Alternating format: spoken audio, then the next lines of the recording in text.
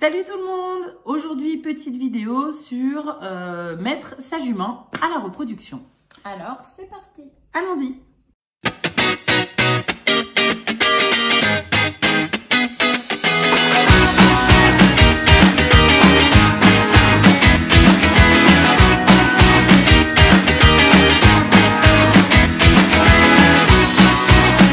Dans un premier temps, mettre sa jument à la repro, ça se réfléchit et on va vous expliquer un petit peu comment ça se passe, ce qu'on doit... Quels points sont à surveiller, à réfléchir. Et d'abord, on va commencer par la jument elle-même. Bon, outre les questions qui ne concernent que vous, pourquoi vous voulez mettre votre jument à la repro, bon, ça c'est un choix personnel, mais il faut quand même être conscient que ça implique pas mal de choses, que notamment ça prend énormément de temps. Qu'est-ce qui te fait rire? Un grand pouvoir implique de grandes responsabilités. Hashtag Spider-Man. Désolée, c'était plus fort que donc ça va vous monopoliser votre jument pendant un bon moment parce qu'il va y avoir la période de mise à la reproduction, les 11 mois en jours, voire plus de gestation, et après encore le temps jusqu'au sevrage.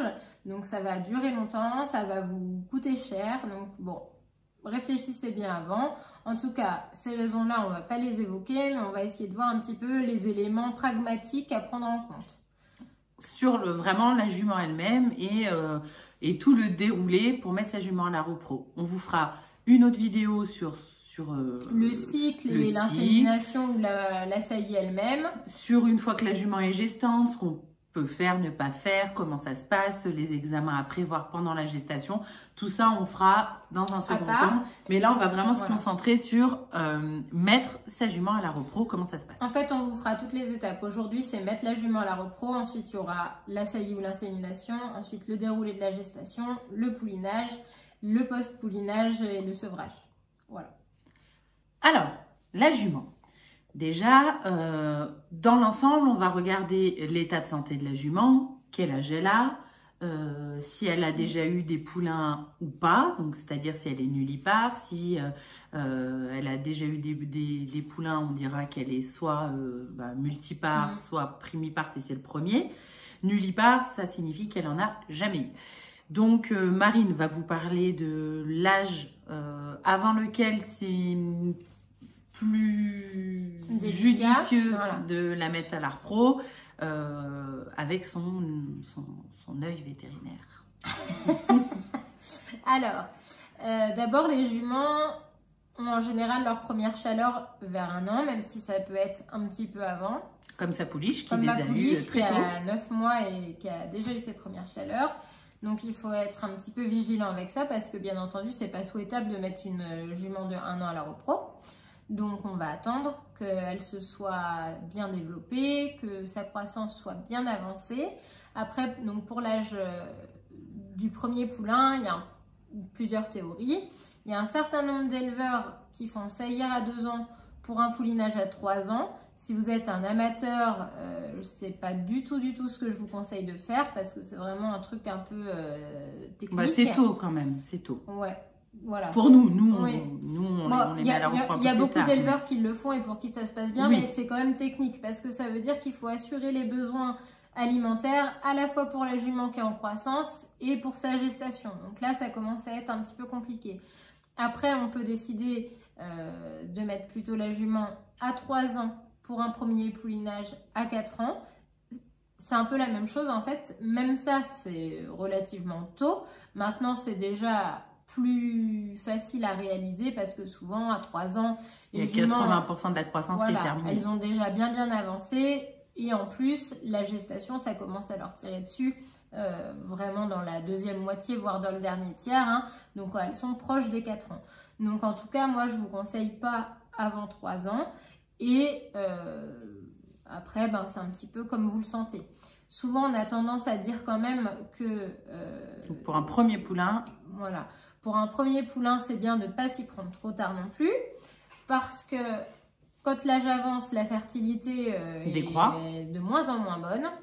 Et en plus, la symphyse pubienne s'ossifie et il y a moins de laxité au niveau du bassin. Donc potentiellement, c'est un petit peu plus risqué pour les poulinages, même si on sait jamais bien la taille que va faire le poulain par rapport au bassin et c'est extrêmement rare que ça coince, honnêtement. Mais ça arrive. Mais ça peut arriver, notamment sur des petites ponnettes miniatures ou des petites Shetland. Là, ça arrive un peu plus fréquemment. Ou si on utilise un étalon avec beaucoup d'os par rapport à la jument, là aussi, ça va être plus la stature en fait que la taille qui peut être gênant. Donc en général, on conseille avant 15 ans. Et moi, j'ai tendance à dire que si on veut pas se compliquer la vie par rapport à la fertilité, même avant 10 ans, on est assez sûr que ça va marcher, quoi. Après, rien n'empêche, entre 10 et 15, il n'y a pas de contre-indication si la jument est en pleine forme et tout ça, mais on peut s'attendre à une fertilité qui décroît un petit peu, donc il faudra peut-être s'adapter sur la saillie qu'on va prendre.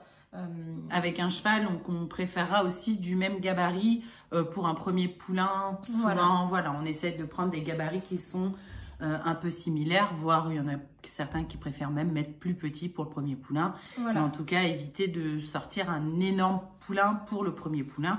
Surtout qu'on ne sait jamais comment produisent les juments et il y a des juments qui produisent des très gros poulains, peu importe ce qu'on met dessus. Ouais.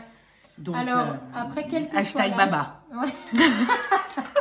Après, oui, alors on a une amie éleveuse dont la jument produit élevage de mourou, des gros poulains et même avec un tout petit Shetland, sa jument elle fait des gros poulains. Welsh. Ah oui, Welsh A, Rikiki. 1m17. Donc voilà, en tout cas, quel que soit l'âge de la jument, ce qui est très important, c'est qu'elle soit en parfaite santé et c'est bien de prendre peut-être l'avis du vétérinaire qui suit la jument pour vérifier qu'il n'y ait pas de contre-indication, qu'elle soit en bon état corporel. Qu'elle ait un dos plutôt tendu. Oui, on va conseiller, ça va éviter des problèmes, même si je ne sais pas si c'est lié à la rupture du tendon prépubien, le fait qu'elle soit...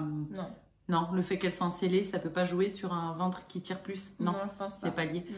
Mais bon, c'est quand même mieux qu'elles aient un dos un peu plus tendu, ça évitera qu'elle s'encelle trop après le poulinage parce que ça tire quand même bien dessus. Voilà, globalement, c'est quand même vraiment mieux d'avoir une jument saine, sincèrement. Tant au niveau des pieds qu'au niveau parce que déjà, faire reproduire une jument qui a des ennuis de santé, faut s'assurer qu'ils ne soient pas transmissibles, ces ennuis de santé, notamment quand il y a des boiteries ou des problèmes locomoteurs. Il y a certaines choses qui sont d'origine accidentelle et d'autres qui peuvent être transmissibles, donc ça il faut quand même vérifier. Et puis c'est sûr que même une jument qui va être très boiteuse, ça va être dur pour elle parce que quand elle va avoir son poulain qu'il va falloir l'allaiter, ça va énormément et puis le poids pendant la gestation. Le poids pendant la gestation, ça va énormément la fatiguer. Il faut se dire qu'une jument pendant la gestation, en fin de gestation, elle a facilement 60-70 kilos en plus. Voire plus pour les grosses juments. Entre le poulain, le liquide les annexes. Et les annexes, ça peut vite... Déjà, quand on voit nous les femmes... plus 30 kilos pour certaines. Les juments, ça peut aller jusqu'à 100 kilos. Donc, ces 100 kilos, vous allez rajouter à la jument qu'elle n'aura pas en temps normal. Donc, s'il y a de l'arthrose, s'il y a des douleurs, s'il y a, c'est pas forcément hyper judicieux pour son bien-être de lui imposer une gestation. Mais ça, c'est encore une fois tout à fait... Oui, après, chacun fait comme il souhaite, mais en tout cas, les recommandations, ça va être ça. Après, aussi, concernant l'état d'embonpoint, les juments qui sont très très grasses, en général, sont moins fertiles. Bon, comme celles qui sont cachétiques, mais... Et celles qui sont maigres sont aussi moins fertiles. Très maigres, on ne parle pas d'une jument qui est fit, on parle vraiment des juments grasses et des juments très maigres. Parce que les juments maigres, je suppose que le corps... utilise de l'énergie pour autre chose que la repro. Alors d'une part, et il y a aussi que les juments qui sont maigres, elles n'ont pas le petit coussin graisseux qui est derrière l'anus. Et qu'elles se salissent. Et souvent, vous avez, si on regarde de profil, l'anus, il est comme ça, je vous le mets de profil, voilà. Et la vulve, elle est comme ça, je vous la mets de profil. Normalement, on a les deux qui sont bien alignés. Et quand les juments sont maigres, l'anus, il va avoir tendance à rentrer. La vulve, elle va être un peu comme ça, du coup. Et les crottins, ils vont passer souiller, voilà, ils vont sortir, ils vont souiller la vulve, peut même y en avoir qui rentrent un peu. Et le jus. Et donc ça fait du liquide. Qui... Voilà, et si effectivement. Et donc ça provoque une inflammation chronique du vagin déjà. Et puis même, ça peut éventuellement passer par le col de l'utérus et là faire carrément une infection ou à minima une grosse inflammation de l'utérus. Et là, c'est vraiment défavorable pour une gestation. De même, les juments qui ont le plancher pelvien qui est pas bien placé par rapport à la vulve, elles peuvent ce qu'on appelle pomper de l'air.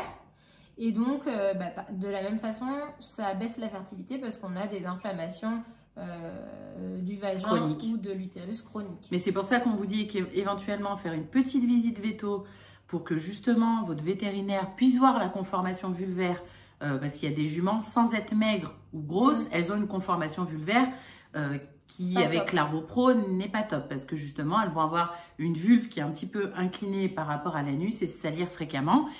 Et en même temps, ça vous permettra de faire vérifier par votre vétérinaire s'il n'y a pas de kyste, s'il n'y a pas d'anomalie comme des tumeurs de la granulosa ou des choses sur les ovaires qu'on ne verrait pas sans faire d'échographie. Donc ça se fait voilà, par une échographie par voie transrectale et ça permet de voir l'aspect de l'utérus et des ovaires, quoi.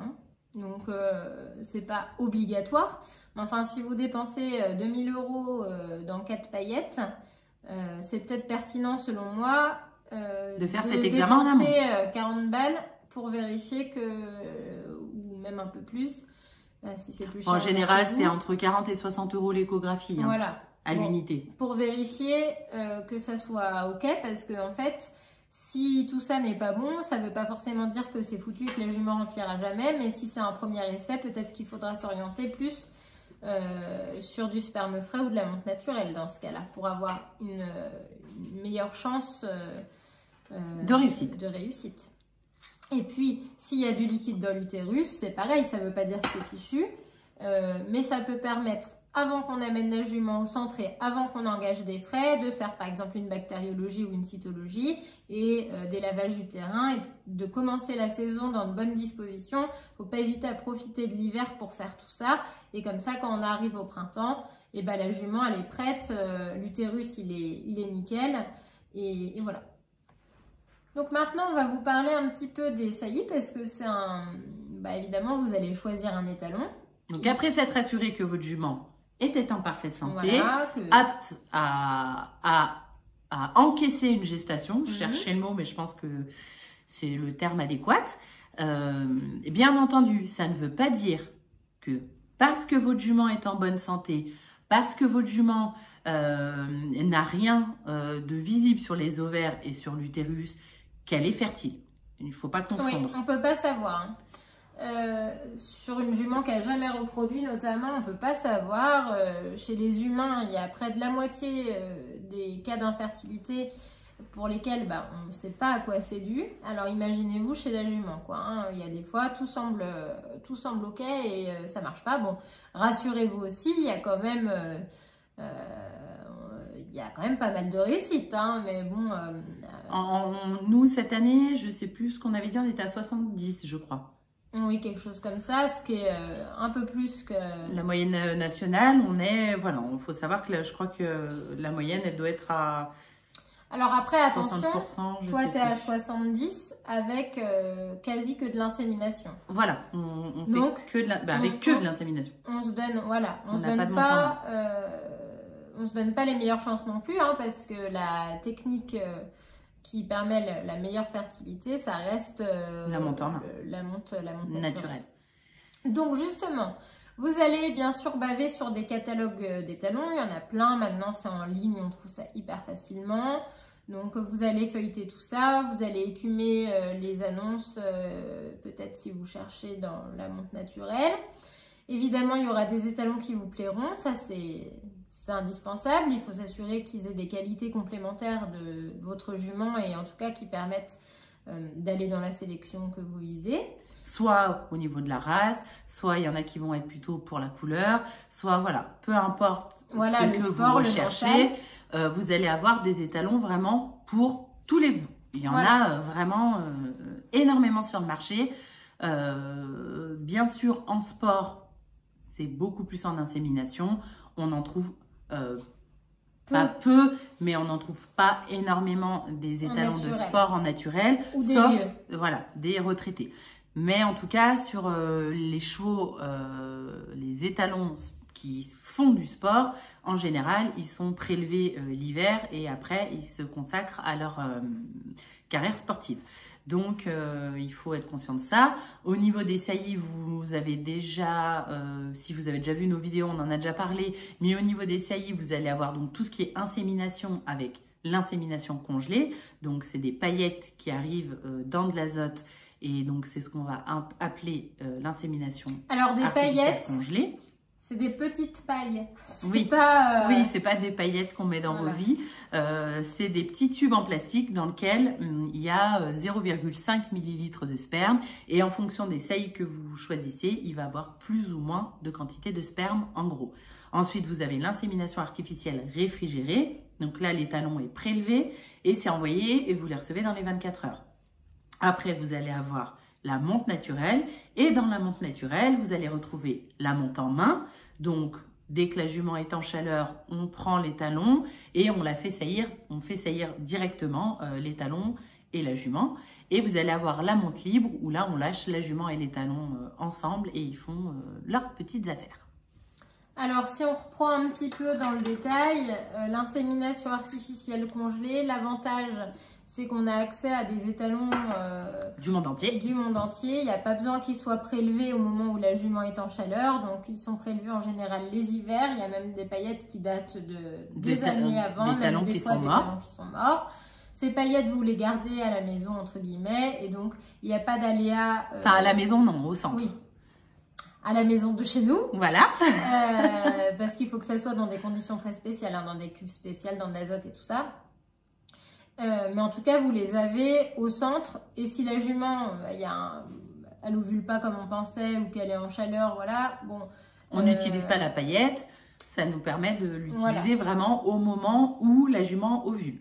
Vice versa, si ça tombe dans le 14 juillet, il n'y a pas le problème du transporteur qui passera pas ce jour-là. Donc, ça nous a franchi de ça. Par contre, les spermatozoïdes, c'est quand même un peu une épreuve pour eux d'être congelés puis décongelés. Donc, tous ne survivent pas. Du coup, ça reste la méthode la moins fertile. Enfin, c'est parmi toutes les méthodes, l'insémination artificielle congelée, c'est là où on a le moins de résultats. Cette méthode soit à des juments qui ont déjà pouliné en congelé, on sait que ça s'est bien passé, soit des jeunes juments, il n'y a pas de raison qu'elles aient de l'infertilité, soit parce qu'il y a un étalon que vous voulez absolument et qui est en congelé et que vous êtes conscient que si ça marche pas et qu'on prendra un plan B autrement ou qu'on laissera tomber. Voilà, en tout cas, il faut le faire en toute connaissance de cause. De toute façon, comme chaque technique, ça a ses côtés, ses avantages et ses inconvénients. Donc ensuite, l'insémination réfrigérée. Donc c'est la fameuse insémination pour laquelle vous téléphonez, enfin pas vous mais nous, on téléphone au centre de prélèvement pour leur dire que la jument est prête. On déclenche la jument hormonalement pour être sûr qu'elle ovule aux dates qui nous arrangent. Le cheval est prélevé. On nous envoie le sperme qui est conditionné dans des petites seringues avec du conservateur et on insémine la jument. Donc l'inconvénient, c'est que tous les chevaux ne sont pas disponibles en frais. Il y a quand même les aléas du transport, comme je vous disais tout à l'heure. Il y a quand même un certain nombre de fois... ça tombe des jours fériés. Ça tombe des jours, voilà, c'est un peu galère pour synchroniser la jument. Cette année, tous les jours fériés tombent un lundi, en mai. Ouais, bon, ça va faire des grands Ça va être week-ends. super. Donc ça veut dire pas d'insémination du samedi au mardi, quoi. Ouais. Le samedi, encore oui, on reçoit. Oui. Ça dépend des transporteurs. Ça dépend des transporteurs, ouais. Bon, le problème aussi avec cette technique, c'est si le cheval tombe malade, par exemple qu'il a une pyroplasmose, un bon pic de fièvre, pendant 2 mois, pratiquement, il ne sera pas fertile. Et donc, votre insémination en frais, c'est un petit peu la galère. Par contre, l'avantage, c'est qu'en général, ça marche mieux que le congelé. Tu as trouvé les chiffres du coup. La monte en main, donc on surveille quand même les chaleurs de la jument parce que l'idée, comme on va tenir les 2 reproducteurs, c'est que la jument soit dans une période favorable où elle va avoir envie de se faire saillir pour pas blesser ni les personnes ni le cheval et qu'elle ne se fasse pas blesser. C'est vraiment, on va dire, le risque majeur. Le risque majeur, c'est les blessures. Et sur les chevaux et sur les humains. Et la contagion de MST. De MST. Donc en général, on vous en reparlera un petit peu après, on demande certains tests avant de mettre les reproducteurs en présence. Ça demande un petit peu, il faut avoir un endroit pour pratiquer la monte naturelle un peu sécurisé. Hein. C'est quand même mieux que de faire ça à l'arrache n'importe où, surtout pour éviter les risques de blessures, pour éviter que si on lâche un des 2 chevaux, voilà. Bon, il y a des étalons qui connaissent très bien ce travail-là et en général ça se passe bien. Il y en a d'autres pour qui c'est plus compliqué. Et les juments, c'est pareil. C'est-à-dire qu'il y a des juments, même en chaleur, elles vont avoir peur de l'étalon. C'est pas qu'elles sont pas prêtes, elles sont tout à fait prêtes, mais avoir un gros boug qui arrive, bah, ça leur fait peur. Et il y a des juments qui ne se laissent pas saillir. Donc ça, c'est un risque pour le cheval, parce que c'est arrivé à une amie à nous. La jument a tapé dans les testicules du cheval. Bah, ça peut avoir ça peut faire des gros dégâts sur l'étalon. Voilà. De même qu'un étalon un peu trop brutal va pouvoir faire hyper mal à la jument, la perforer. Voilà, il y a beaucoup de risques inhérents à la monte naturelle. Voilà, c'est pour ça que il y en a, je pense, aussi de moins en moins. C'est parce que les gens ont aussi conscience que pour les étalons, ils n'ont pas forcément envie de blesser leur cheval. Voilà. Quoi. Et puis, oui, parce que on a parlé du risque de transmission de MST, oui, c'est sûr, et aussi de toutes les maladies contagieuses, hein, c'est-à-dire la gourme, machin et tout. Quand vous avez des chevaux qui viennent d'un peu toutes les écuries, bah, ils amènent leurs microbes avec. Hein. La rhino qui fait très bien avorter les juments, donc bon. Il y a quand même Et ça, c'est pour tous les types de reproduction, hein, que ce soit l'insémination ou la monte en main. Ouais. Dès que vous avez des chevaux qui viennent et qui partent d'une écurie qui n'est pas la vôtre, il y a toujours des risques de ramener des petites maladies. Voilà.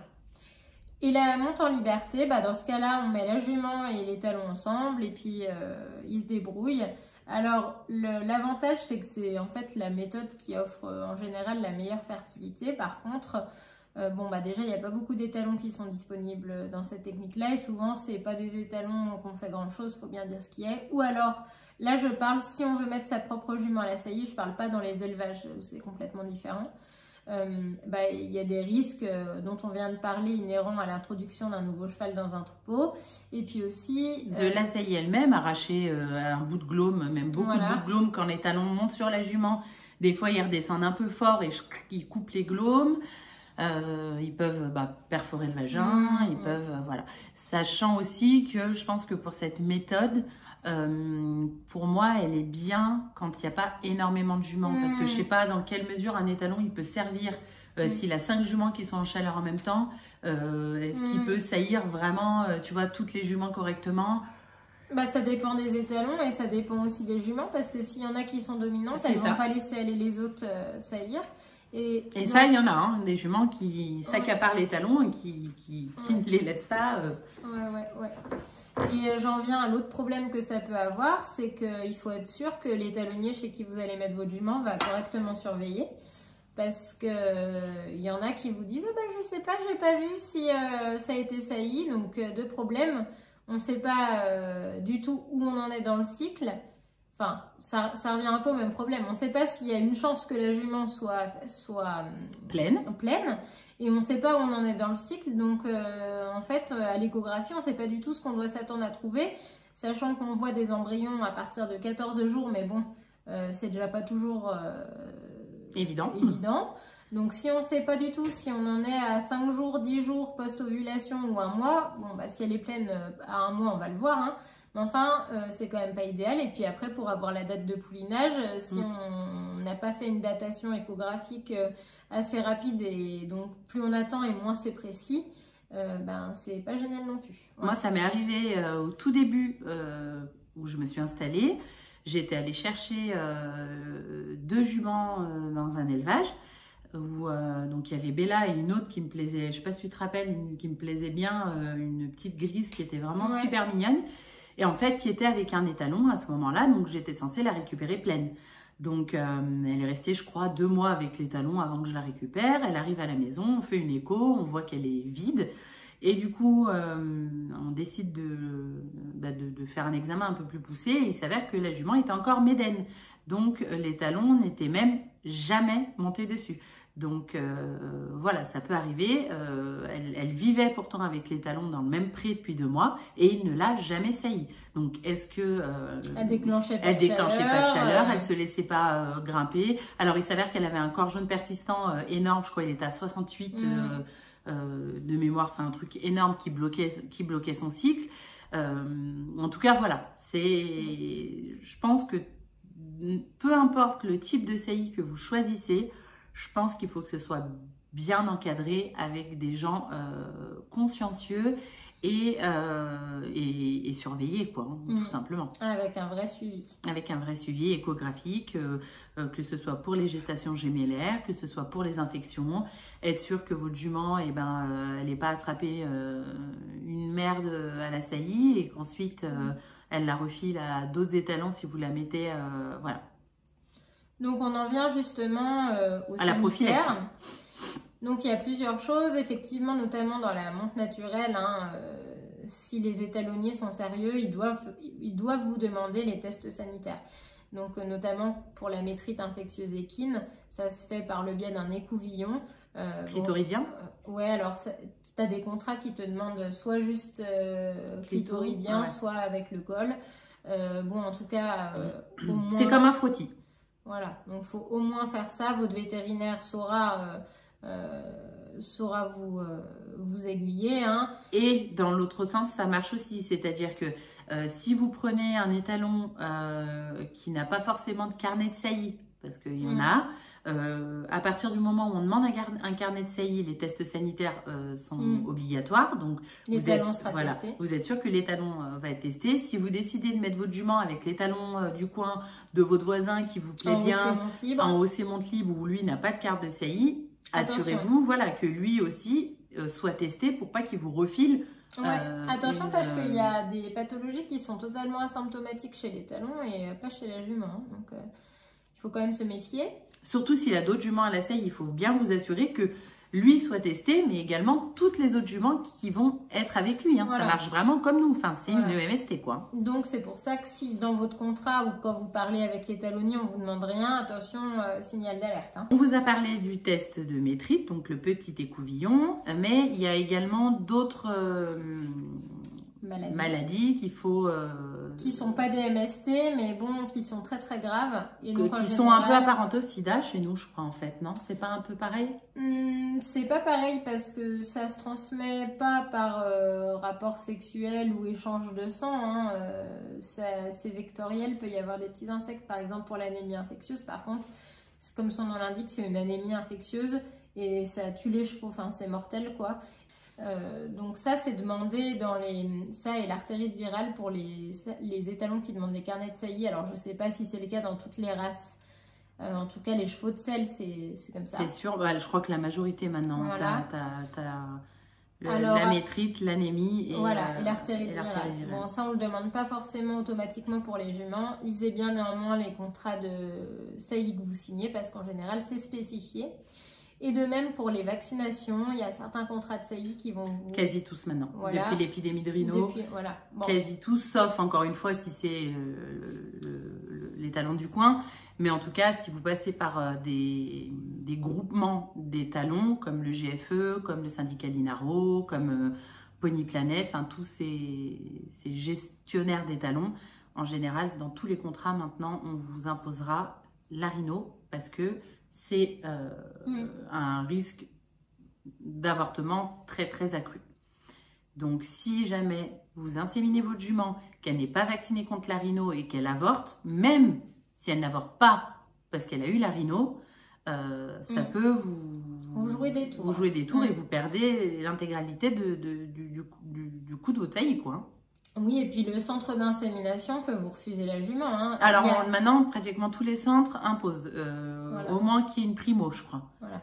Alors parce qu'il y a ce que demande l'étalonnier, mais aussi ce que demande le centre d'insémination si toutefois vous mettez votre jument dans un centre. Donc tout ça, il faut bien anticiper, bien demander. Si vous y connaissez rien à ces maladies, c'est absolument pas grave. Il vous suffit de bien demander à votre vétérinaire. Voilà, aux différents acteurs et puis de voir avec votre vétérinaire et il fera les analyses nécessaires. Il vous accompagnera. Enfin, c'est rien de compliqué. Il ne faut pas avoir peur de ça, mais par contre, il faut bien y penser en amont. Et c'est pareil, ça n'a pas un coût qui est exorbitant. Hein. Les tests sanitaires, j'ai pas en tête, mais je pense que le test métrite, ça doit être une centaine d'euros à peu près. Entre l'acte du vétérinaire, c'est lui qui va se charger d'envoyer les couvillons au laboratoire. Donc en général, je crois que c'est entre 100 et peut-être 120 euros, grand max. Alors je sais pas parce que comme tous les prix là ont un peu augmenté, il faut voir. Mais en tout cas, oui, il faut compter entre 100 et 200, une bonne centaine d'euros, mais ça va pas chercher, voilà. Après, pareil, bon, les vaccins, ça a un coût, hein, parce que ça va vous coûter une visite, un déplacement du veto, un vaccin. Mais bon, de toute façon, après, une fois que votre jument est vaccinée, il y a le rappel. Alors, petite parenthèse, le test de métrite, en centre d'insémination, on ne le demande pas, puisqu'il n'y a pas de contact entre l'étalon et la jument. Le test métrite, c'est vraiment pour la monte naturelle, quand il y a vraiment contact entre l'étalon et la jument, où il y a un rapport, il y a un acte sexuel entre les deux. Nous, comme on a des gants hygiéniques, comme on a tout ça, on ne risque pas de transmettre une maladie d'une jument à l'autre ou de l'étalon à la jument, puisque tout se fait artificiellement. Donc en général, le test métrite, c'est uniquement dans la monte naturelle. Oui. Ok, alors après... Donc vaccin, vermifuge. Ah oui, vermifuge. Bah ça va aussi avec le fait d'avoir une jument en bonne santé. Hein. S'il vous plaît, amenez les juments dans les centres d'insémination parés. En état, pas avec la teigne et des poux. Enfin bon, voilà quoi. Hein. On dit ça parce que ça nous arrive. Ouais. Hein. Chaque année, on a des juments qu'on... En babouche avec des poux. Ouais. Enfin bon, franchement, voilà. Voilà, donc il faut savoir que nous, on a aussi nos propres chevaux au centre et qu'on n'a pas envie de les dober. Donc, et on n'a pas envie de dober les autres chevaux des clients. Voilà, donc, quand vous amenez une jument, juste vous l'amenez nickel. Elle a les pieds qui sont corrects, sans dire qu'elle vient d'être parée la veille, mais voilà, qu'elle n'arrive pas avec des babouches. Qu'elle soit pas anorexique avec un poil dégueulasse, voilà, comme dit Marine, des poux, la teigne, la gale, et j'en passe, quoi. Hein, de toute façon, nous, on fait toujours un examen veto quand elles arrivent, c'est-à-dire que si la jument mouche, tousse, ou nous semble dans un état pitoyable, on la refuse. Enfin, je veux dire... De même, concernant les dents, c'est pas forcément... concernant les dents, c'est pas forcément... enfin voilà, un indispensable, mais sachez que une fois que votre jument va être pleine, si toutefois elle remplit, ça va plus être le moment de faire une sédation, ça va plus non plus être le moment de stresser la jument. Alors bon, s'il y a un impératif, s'il y a une plaie à recoudre et tout ça, bon bah c'est différent, mais peut-être que tout ce qui est faisable avant, on le fait avant. On le fait avant, c'est mieux. Dans l'hiver qui précède. L'ostéo, vous le faites passer avant de mettre vos juments à la repro. Enfin, on essaye de tout déblayer le terrain. Voilà, que tout soit à jour quand on décide de mettre sa jument à la repro. Voilà, et comme ça, on part sur une bonne base, on met toutes les chances de notre côté, et si jamais la jument remplit et tout ça, bah, on va pas l'enquiquiner avec des choses, voilà, qu'on pourrait éviter. Faut vraiment vous dire que c'est comme les femmes enceintes. Une fois qu'une femme est enceinte, il y a des médicaments auxquels elle n'a pas le droit. On essaie de la préserver parce qu'il peut avoir des décollements placentaires, parce qu'il peut avoir des... donc on essaye vraiment de laisser un maximum la jument vivre sa gestation tranquille. Tranquille et en bonne santé. Après, il peut toujours y avoir une merde, hein, ça c'est sûr. Mais si on s'évite, on anticipe un peu, on s'évite pas mal de problèmes. Alors ensuite, ça va être la partie de Lulu. Il va falloir choisir, si vous êtes en insémination, un centre d'insémination. Et donc, bah, il va falloir prendre des renseignements avant concernant un petit peu tout. Une fois donc qu'on s'est assuré, on le répète, mais on le répète, que la jument soit nickel. On peut, en général, il faut savoir qu'il n'y a pas de réservation en général dans les centres d'insémination. Vous appelez pour vous renseigner, mais en général, il n'y a pas de réservation. C'est sûr que vous n'allez pas emmener votre jument en disant bonjour, je vous amène la jument pour la repro. On essaye d'appeler avant, mais en tout cas, il n'y a pas de réservation. En termes de repro, déjà, on va parler de quand et pourquoi une période précise. La période de repro, grosso modo, c'est de février à août. Et encore, février c'est tôt, août c'est tard. Donc, pourquoi on choisit... en fait, pourquoi ce moment-là? Un point avec Marine. Les juments, sous nos climats en tout cas, parce que c'est pas pareil forcément partout, elles ont leurs cycles qui sont dépendants de la quantité de lumière notamment qu'elles reçoivent. Donc par exemple dans les courses, pour réussir à faire des gestations le plus tôt possible, on les met sous lumière. On les met sous lumière, mais bon, on va pas parler de ça aujourd'hui. La plupart des juments, elles vont avoir leur cycle qui redémarre tranquillement en mars. Mars-avril, ça va dépendre évidemment du temps qu'il fait, etc. Et puis après, quand il y a les beaux jours, ça s'emballe un petit peu. Et souvent, quand on est dans la fin de saison, on a des cycles un petit peu foireux. S'il fait très chaud, par exemple, on remarque... alors, c'est pas du tout... je n'ai pas lu une étude là-dessus, mais...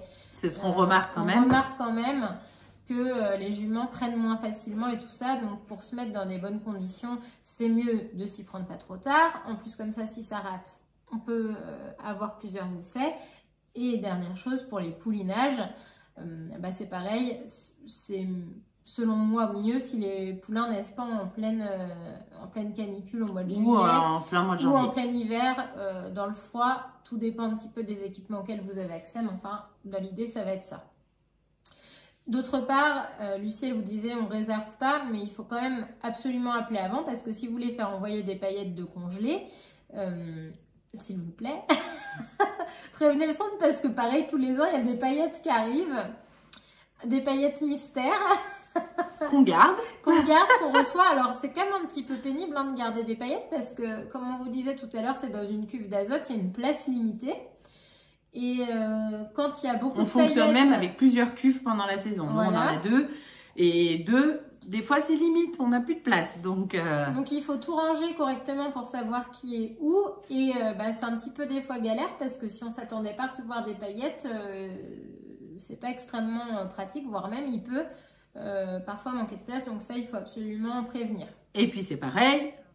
Ne ramenez pas votre jument tant qu'on n'a pas de semences. C'est-à-dire que ça nous est aussi arrivé, on a des juments qui arrivent, elles sont prêtes, elles sont en chaleur, et là on se dit, super, on déclenche, et non, on n'a pas les paillettes. Donc voilà, c'est vraiment, il faut quand même prévoir tout ça. Voilà, son coup un peu en avance. Donc une fois qu'on a fait tout ça, que la jument va bien, qu'on a appelé son centre, qu'on a choisi son centre, donc c'est pareil, pour choisir un centre, ça c'est personnel. C'est vraiment personnel. Moi, j'ai des gens qui viennent visiter parce qu'ils veulent savoir où va être la jument, comment elle va être hébergée, comment elle va être traitée, nourrie. Il y a des centres qui vont brasser énormément de juments et il y a certaines juments à qui ça ne correspond pas d'être dans une structure trop grosse où il y a beaucoup de chevaux parce que forcément le traitement n'est pas le même. Ils n'ont simplement pas le temps de forcément être au petit soin avec chaque jument. Donc ça, c'est vraiment personnel. Il y a des centres qui sont très réputés et il y a des personnes qui vont préférer aller vers ces centres qui sont très réputés. Et s'ils sont très réputés, c'est qu'ils sont bons. Donc d'un côté, ils ont peut-être aussi raison.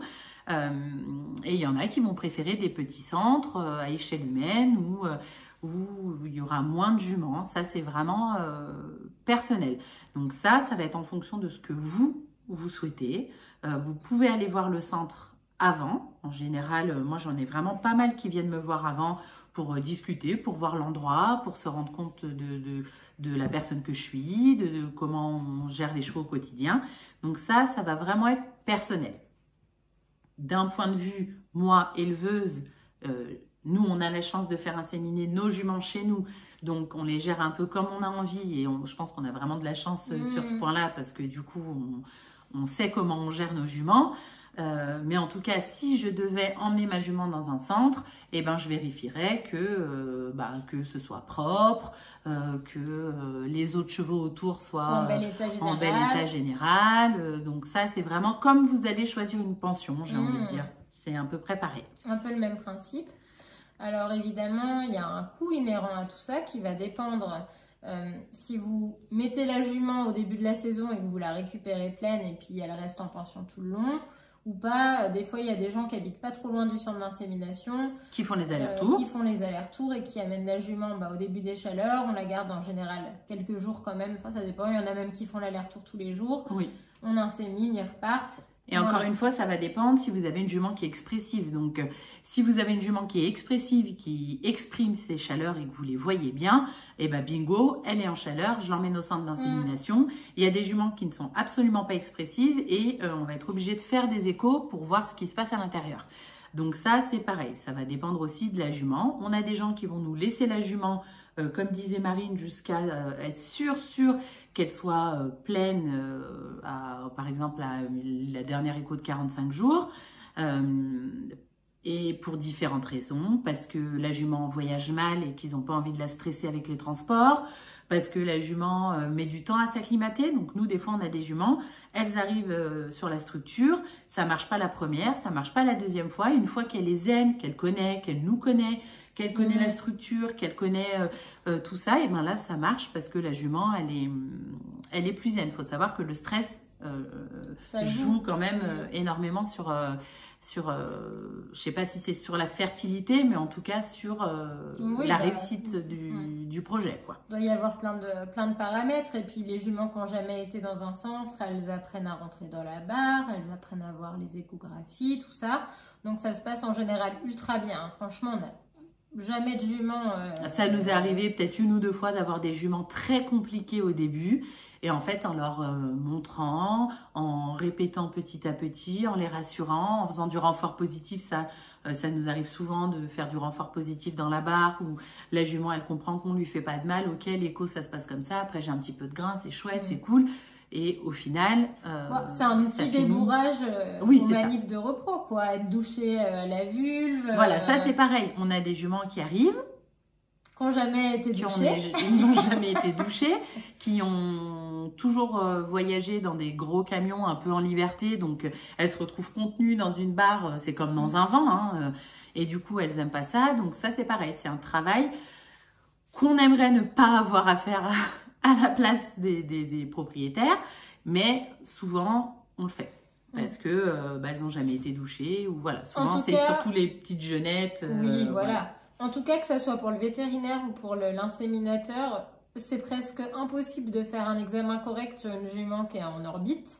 Donc c'est dangereux, déjà. Pour elle, pour nous. Donc dans tous les cas, on prend le temps de faire ce travail et franchement, ça se passe toujours bien. Enfin, très très rarement il y a un souci et sur X années, voilà, ça se compte même pas sur les doigts d'une main. Hein. Non, ça se passe bien et même au niveau de la sédation, parce que je vois souvent que sur les vidéos TikTok, on dit ah oui, non mais les juments de toute façon elles sont sédatées, elles sont shootées. Non, pas du tout. On ne sédate jamais. Parce que déjà, ça fausse un peu, enfin je veux dire une jument qui est tout le temps sédatée pour l'insémination. Alors autant pour les échos, ça pose pas de problème, mais pour les inséminations, on évite d'avoir des juments sédatées quand même. Donc nous, on évite tout court de sédater les juments. On essaye de les habituer gentiment, petit à petit. Et puis si vraiment c'est trop dangereux, on en parle avec le propriétaire pour voir si vraiment c'est judicieux de mettre la jument à la repro ou pas.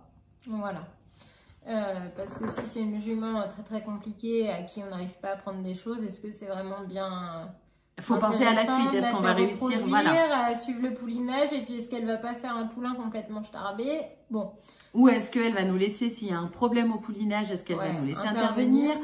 Ça vraiment, on n'en a pas parlé, mais je pense qu'au-delà de l'âge, de l'état de santé de votre jument, il faut penser aussi au mental de la jument. Une jument qui ne se laisse pas toucher les mamelles, qui ne se laisse pas manipuler, qui essaye de vous niaquer à chaque fois que vous essayez de regarder les mamelles, c'est pas foufou. Ou sous la queue. Ou sous la queue, voilà. On a quand même besoin d'avoir des juments qui se laissent manipuler, tout simplement parce que le poulain va aller téter. Et que nous, avant le poulinage, on a quand même besoin d'aller voir les mamelles, de les toucher, de tester le lait, de toucher la vulve, de tout ça. Donc voilà, petit aparté, au-delà de tout l'aspect santé et physique, il faut aussi penser à la tête, c'est important quand on fait de la repro. Donc, votre centre, une fois que vous l'avez choisi, en fonction du type de monte, enfin de saillie que vous avez choisi. Donc si c'est de la monte en main, vous verrez les conditions avec les talonniers. Si c'est le centre, c'est pareil. Si c'est du congelé, on envoie bien les paillettes. Si c'est du réfrigéré, nous on a l'adresse. Voilà, en général, nous on a les contrats qui nous arrivent aussi par mail. Comme ça, on a toutes les coordonnées qu'il faut appeler à ce moment-là, quand vient le moment d'inséminer. Ensuite, vous allez avoir l'hébergement qu'il y a dans votre centre. Alors nous, les juments sont toutes dehors en insémination parce que tous nos box sont pleins par des pensionnaires, par des pensions ou des poulinages. Donc on ne met pas de juments à la repro au box, sauf si on a un box de dispo à ce moment-là et qu'on a une jument suitée. Et encore, en général, elles sont toutes dehors au paddock. On a des paddocks collectifs, mais on a aussi des petits paddocks individuels où les juments sont tranquilles avec leur poulain ou même toutes seules parce qu'elles sont pas sociables. Et on a des gens qui préfèrent que la jument soit toute seule au paddock pour pas qu'il y ait des risques de blessures ou autres. Donc ça, vous allez voir avec le centre, en fonction de vos besoins et du besoin de votre jument, ce qui est possible de faire au niveau de l'hébergement. Sachant que c'est vraiment différent de partout. Il y en a où ça va être que au box, il y en a où ça va être tout ensemble, donc il y a 40 juments dans un grand pré. Donc ça, comme je vous dis, le choix est personnel. Chaque centre fonctionne comme il peut, différemment, et ça... c'est à vous de voir si ça vous correspond ou pas, sachant qu'une fois que vous avez pris conscience des conditions, vous ne pouvez pas râler sur le fait que ça ne vous aille plus une fois que la jument est là. Ça arrive aussi. Si vous avez décidé que votre jument soit dans un troupeau de 40 autres juments, c'est des risques liés aux blessures, à plein d'autres choses, et ça, faut en être conscient. Ensuite, donc, voilà, dans votre petit budget, il va falloir penser à ce que va vous coûter l'hébergement, bien demander, et du coup, en fonction de si vous amenez la jument longtemps en avance ou pas, ça va être une petite enveloppe pour ça. On avait fait une vidéo TikTok sur les coûts. Il y a tous les coûts, mais de mémoire, il faut compter une dizaine d'euros par jour d'hébergement, je pense. Alors ça dépend. Si c'est dehors, si c'est au box, ça va être entre 15 et 20 par jour. Ensuite, vous allez avoir votre forfait d'insémination, c'est entre 200 et 300 euros selon les centres. Donc ça, le forfait insémination, ça consiste... c'est les inséminations, peu importe qu'il y en ait une ou qu'il y en ait 15, c'est un forfait. Voilà. En général, ça marche partout pareil, dans tous les centres, c'est un forfait insémination. Ensuite, vous allez avoir votre forfait gynéco. Ça va être payé au vétérinaire ou au centre s'ils ont un vétérinaire sur place. Nous, c'est pas le cas. Par exemple, c'est payé directement au vétérinaire qui vient dans notre centre. Et qui regarde la jument. Voilà. Tous les jours, s'il y a besoin, ou un petit peu plus espacé s'il n'y a pas besoin. Mais en tout cas, pareil, c'est un forfait. Qui doit être à 270 euros, je dirais à peu près, quelque chose comme ça. En forfait, et c'est pareil, ça doit être au moins 3 ou 4 chaleurs quand même. Ouais, je crois que c'est 3 chaleurs.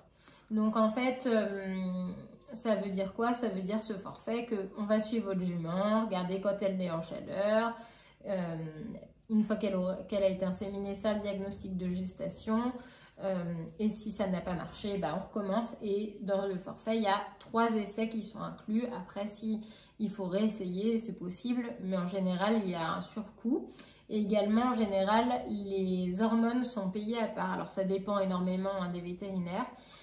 Ou s'il y a des actes, vulvoplastie, lavage du terrain ou que sais-je, et bien ça, bien entendu, ou de l'ocytocine, ça va être en plus. Voilà. Et donc, ça correspond. Donc, une fois que votre jument est pleine, dans ce forfait, vous allez avoir donc le diagnostic de gestation, l'écho cardiaque à 28 jours, l'écho de 45, l'écho du dernier mois pour voir si le poulain est dans le bon sens. Enfin bon. Tout ça, de toute façon, on vous fera une vidéo sur la gestation à proprement parler. On y reviendra plus en détail. Ensuite, voilà, une fois que vous avez tout ça, c'est déjà pas mal. C'est déjà pas mal. Et je pense que du coup, vous êtes prêts à mettre ou pas vos juments à la repro. Voilà. Donc, bah, je pense qu'on a à peu près fait le tour pour ça, pour la préparation. Je pense. Il y a probablement des choses qu'on n'a pas dites. N'hésitez pas à nous les demander en commentaire si vous avez des questions vraiment sur mettre la jument à la repro. On vous fera d'autres vidéos sur le thème de la repro, mais sur la suite, sur une fois que la jument est pleine, les examens, le poulinage, enfin tout ça. On fera vraiment des vidéos pour chaque étape. Voilà, pour chaque étape. Et la prochaine fois, ce sera vraisemblablement le cycle... Enfin, la prochaine fois de cette série, je ne sais pas si c'est la prochaine vidéo qui sortira, mais on fera sur le cycle de la jument et comment ça se passe, enfin comment on sait à quel moment il faut faire saillir ou inséminer. Voilà, et qu'est-ce que c'est que les chaleurs chez la jument, parce que c'est important de le savoir aussi. Voilà, et bien n'hésitez pas à vous abonner, à liker la vidéo, à mettre des commentaires, à regarder les shorts sur YouTube et sur TikTok, qu'on les fasse pas pour rien.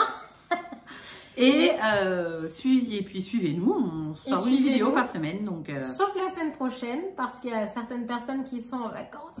Oui. Donc il y aura sûrement un trou. Vacances avant la saison de repro. Voilà. Parce que après, justement, ça commence à mon retour de vacances. On a les premières juments qui arrivent. On a en tout 22 poulinages de prévus cette année. Donc ça va dépoter. Et le premier poulinage est prévu pour février. Donc, et ensuite, on en a plus ou moins 4 par mois jusqu'à août. Donc, on est prête. Voilà, moi je prends quelques jours avant et après, on est au taquet pendant 6 mois. On vous expliquera tout ça de toute façon. Donc, n'hésitez pas à nous suivre et on vous dit à bientôt. Ciao!